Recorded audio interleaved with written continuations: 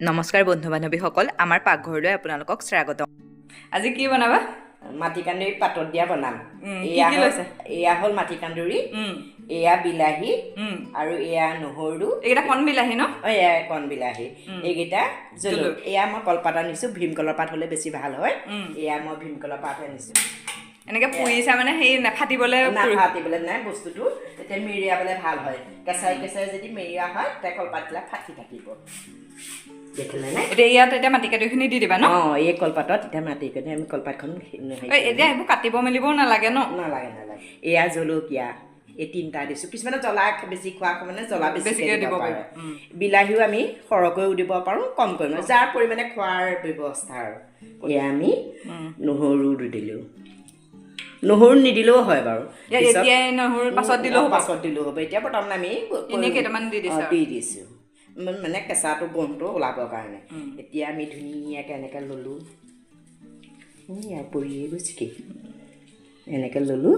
লৈ পেলাই আমি কলপাতখন ধুনীয়াকৈ এইটো বন্ধাটো দেখুৱাই দিয়া এয়া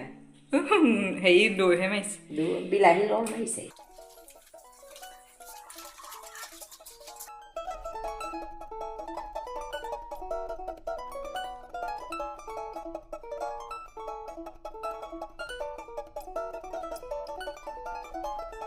কথা হ'ল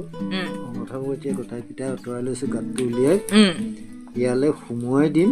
সুমুৱাই দি পেলাই অলপ দেৰি ৰঙঠাবোৰে পুতি ৰাখি দিম 20-25 মিনিটমান এইটো এতিয়া প্ৰায় সমানে কেউখিনি পুৰিলে কোমল হৈ গ'ল কি হৈছে অলপ দেৰি ঠাণ্ডা পৰিলে আৰু পাছত হেৰি কৰিব পিটিকা কৰিব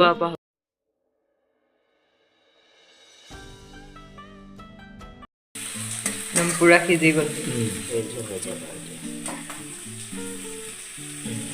এতিয়া তেল অকণ গৰম কৰি ল'ব লাগে এইটো ইয়াত মেইন বস্তু মানে মেইন বস্তু তেল গৰম হ'লে আমি গুচাই থোৱা নহৰু পিঠা আমি গৰম তেলত দি দিলোঁ মাটিকান্দুৰি থৈছিলোঁ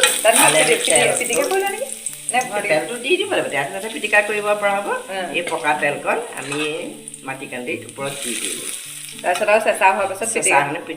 পিটিকিলে আৰু ভাতৰ লগত ভাতৰ কাঁহী চাইডটা দি মজাকৈ খাই থাকা আৰু আমাৰ ভিডিঅ'টো ইমানতে শেষ হৈছে আৰু ৰ'বা নাই ভিডিঅ' শেষ এতিয়া পিটিকাটোও দেখুৱাব লাগিব পিটিকা কৰি আৰু ধুনীয়াকৈ মিক্স কৰি একদম নিমখো দিব লাগিব নিমখ অকণ দি দিয়া ইমান অকণ দিছোঁ দিয়া